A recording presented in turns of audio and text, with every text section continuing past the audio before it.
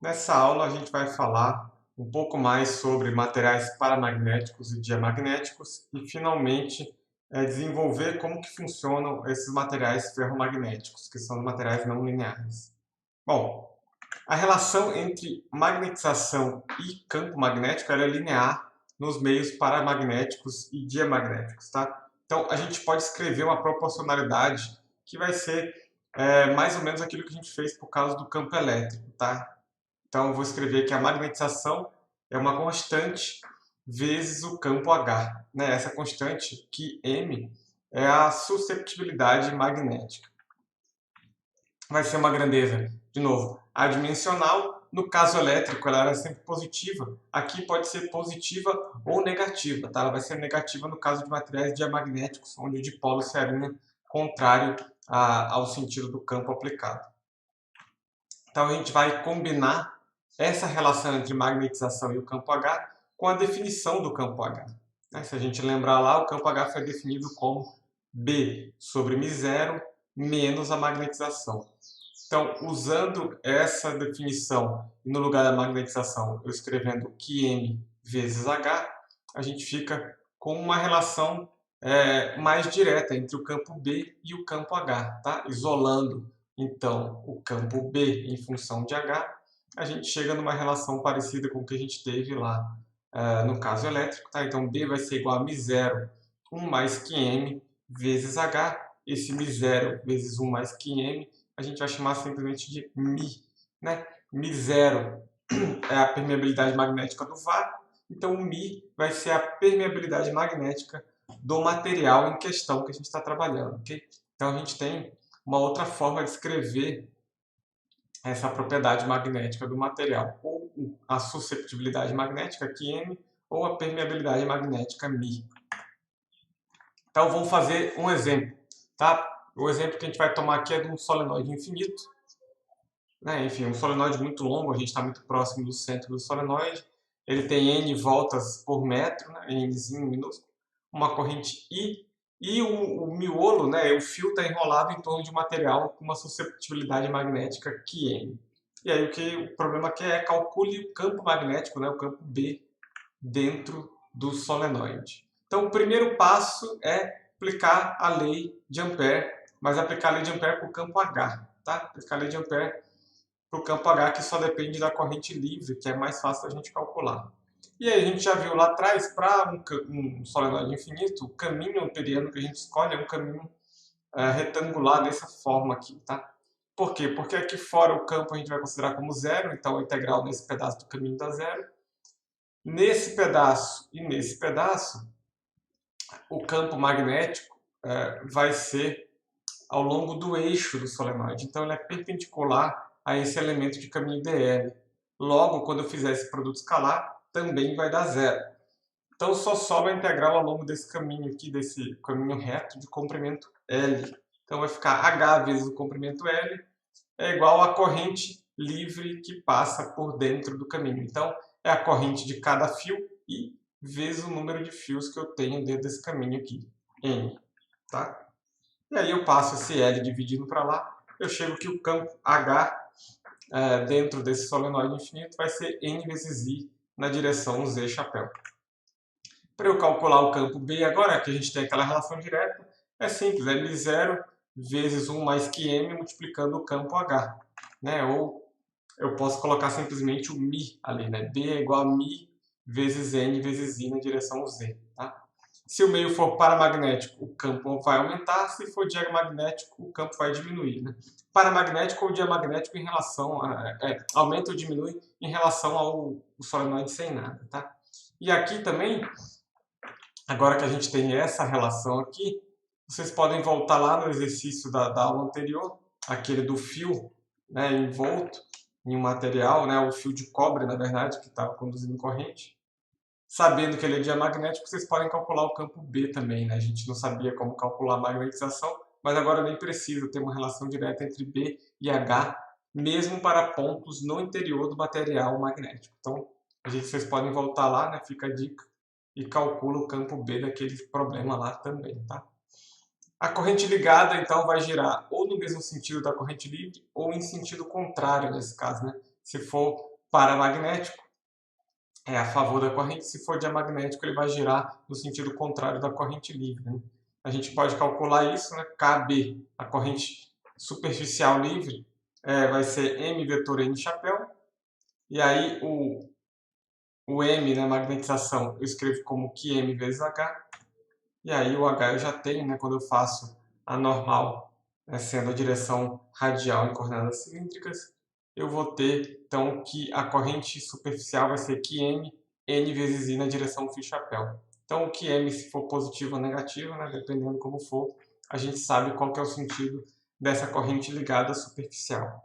Bom, e a corrente volumétrica? Se o material é linear e homogêneo, a gente pode fazer uma relação, agora usando isso que a gente aprendeu, a gente pode fazer uma relação direta entre a corrente volumétrica ligada e a corrente volumétrica livre, né? A densidade de corrente livre e ligada. Então, lembrando, a definição da densidade JB de corrente era o rotacional da magnetização. Então, eu vou escrever isso aqui como rotacional de QM vezes o campo H. Se eu tirar o QM daí, né, é uma constante, vai ficar o rotacional do campo H, mas o rotacional do campo H, pela lei de Ampère, é a densidade de carga, a densidade de corrente livre. Então, J, a densidade de corrente ligada, é QM vezes a densidade de corrente livre, tá bom? Então, no caso de materiais condutores, né, onde você tem corrente passando pelo material. Então, se eu não tiver corrente livre passando por dentro do material, esse resultado me diz que eu também não terei corrente ligada, tá? Então, aí eu vou ter só a corrente superficial, né? Toda a corrente vai estar na superfície do material nesses casos. Finalmente, então, a gente vai falar sobre ferromagnetismo, né? Então, materiais ferromagnéticos são aqueles que têm uma resposta não linear à aplicação de um campo magnético e eles têm uma propriedade que é talvez até mais importante que essa não linearidade, que é, mesmo depois de desligado o campo magnético externo que eu apliquei, dependendo das condições, esse material pode manter a sua magnetização. E aí você cria um material que tem um dipolo magnético permanente, ou seja, vai ter um campo magnético ali associado a ele, né? O famoso ímã, tá bom? Então, o que acontece no material ferromagnético é que os dipolos magnéticos dos átomos, né, do material, eles têm um tipo de interação muito diferente. E como que é essa interação muito diferente? Os dipolos vizinhos, os dipolos que estão próximos, eles tendem a fazer os seus vizinhos se alinharem na mesma direção que ele está, tá certo?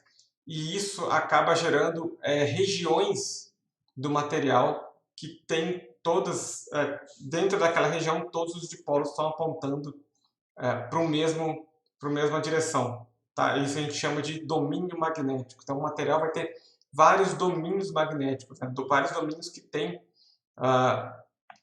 dipolo magnético alinhado. Tá? Essa interação, a origem dela é puramente quântica, não tem um análogo clássico, então a gente nem vai falar sobre isso.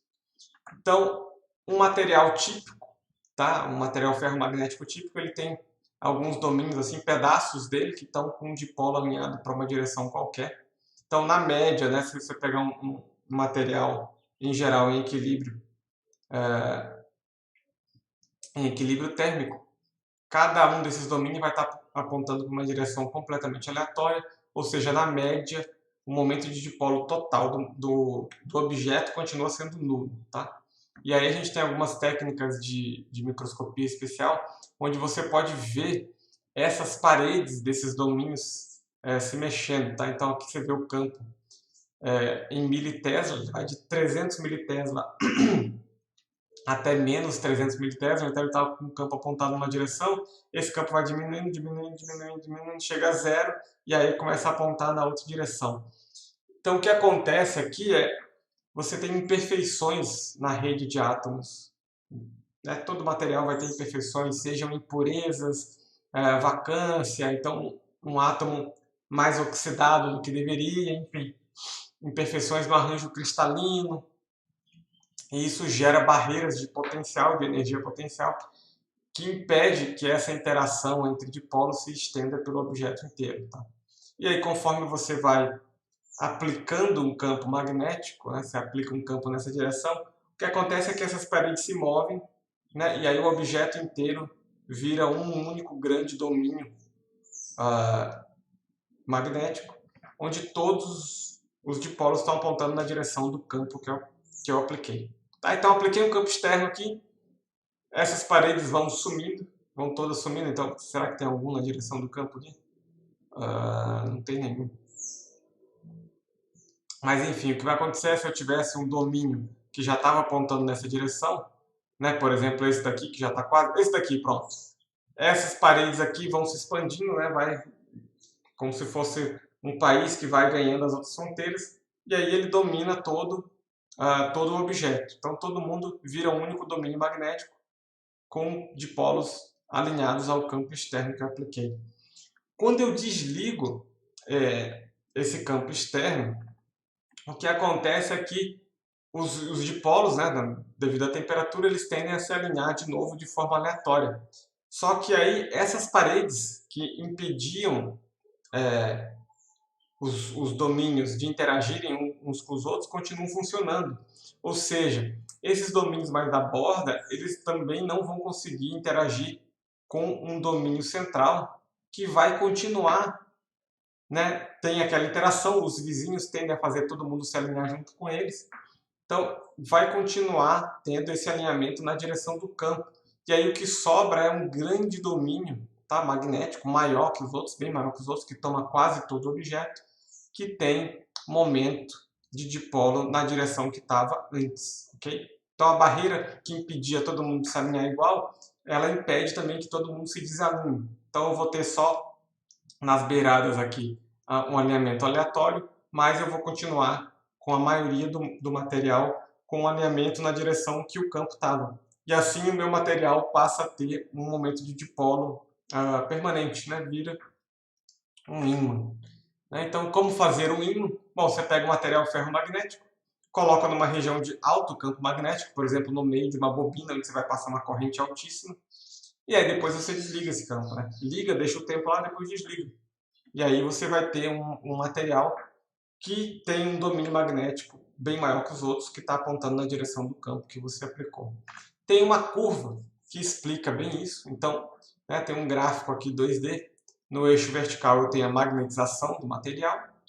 No eixo horizontal eu tenho a corrente, ou seja, no caso de um solenoide, isso aqui eu posso substituir isso aqui pelo campo, por exemplo. Né? Então, quanto mais para a direita, maior o campo na direção positiva, quanto mais para a esquerda, maior o campo na direção negativa. A mesma coisa para a magnetização, tá? Então a gente sai aqui do ponto A, não tem campo e também não tem magnetização resultante nesse material. E aí, conforme eu vou aumentando o campo, o que vai acontecendo é que a magnetização vai aumentando, mas essa curva ela chega de uma saturação, tá? Chega num ponto que eu posso aumentar aqui a corrente, posso aumentar o campo. O tanto que eu quiser, que a magnetização não vai aumentar. Por que acontece isso? Porque aqui eu já tenho todos os dipolos do material alinhados com o campo. Não tem mais dipolo para alinhar, então a magnetização não vai aumentar. Eu alcancei o momento de dipolo máximo por unidade de volume aqui. Então, não vai passar disso, certo? Eu tenho uma saturação aqui. E aí, se eu desligar o campo, ou seja, eu voltar para corrente igual a zero, o que vai acontecer é que, segundo essa curva característica do material, eu vou perder um pouco de magnetização, mas eu vou continuar com uma magnetização maior que zero. Tá? Então, mesmo com corrente zero, agora eu estou no ponto C. O meu objeto tem uma magnetização, mesmo que não tenha nenhum campo sendo aplicado a ele. Tá? Por que eu perco um pouco de magnetização? Por causa daquilo que a gente falou, os domínios magnéticos mais da fronteira, mais da beirada, mais das bordas do objeto, eles vão tender a se alinhar de forma aleatória novamente. Mas aí eles não conseguem influenciar todos os outros. Tá? Tem uma barreira de energia que impede isso, de desalinhar todos os outros. E aí o que eu posso fazer aqui? Eu posso desmagnetizar esse objeto simplesmente aplicando uma corrente em sentido contrário, ou seja, um campo invertido. Tá? Eu aplico um campo inverso aqui, né? Então a corrente está negativa até chegar nesse ponto D aqui. Se eu chegar no ponto D e desligar a corrente, eu volto para o ponto A, ou seja, o objeto está desmagnetizado. E aí eu posso também continuar aumentando o campo nesse sentido, a gente vai alcançar novamente uma saturação, tá? Por quê? Porque todos os dipolos estão alinhados agora no outro sentido, né? De novo, o sentido aqui tanto importa se o campo está para um lado ou está para o outro, o comportamento é o mesmo, tá? Então você tem uma saturação aqui de novo, e aí eu posso, né, de novo, desligar o campo e ficar com uma magnetização aqui, né, do ponto F, só que em sentido contrário. E aí, enfim, eu posso fazer esse ciclo novamente, né, ligar o campo. Se eu parar aqui nesse valor de corrente e desligar a corrente, eu volto para o ponto A, ou seja, o objeto está desmagnetizado. E essa é a curva característica chamada de curva de esterese do material, tá? Isso aqui você pode fazer uma medida experimental, né, variando a corrente e depois medindo a magnetização do objeto, tá? Essa resposta a gente pode ver aqui, ela é não linear, né? A magnetização não sobe como uma reta e também não cai como uma reta, né? Então é uma curva, então é uma relação não linear e não tem uma relação única entre campo e magnetização, que nem a gente tem para os outros objetos paramagnéticos e diamagnéticos, tá? Dado um campo, para eu saber qual que é a magnetização que o material tem, eu preciso saber o que aconteceu com ele antes, tá certo? Então, por exemplo, eu tenho campo zero. Bom, dependendo do que aconteceu com o material, ele pode ter magnetização zero, magnetização C ou magnetização F. Tá? Tanto faz. Se eu pegar qualquer outro valor de campo aqui, tá? Eu posso ter aqui um valor de campo X, né? Uma corrente aqui. Eu posso ter uma magnetização abaixo da magnetização resultante C ou acima da magnetização resultante C. Ou posso ter, dependendo de onde eu pegar essa corrente aqui, o valor exato da magnetização resultante C com o campo, tá? Então, essa esterese, né, vem um pouco de... Eu preciso saber a história do material para eu saber como que vai ser a magnetização dele se eu aplicar um determinado campo, tá bom?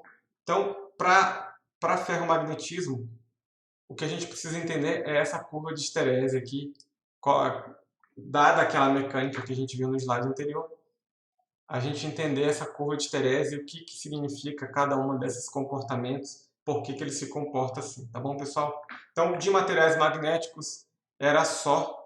Bons estudos e até a próxima. Tchau, tchau.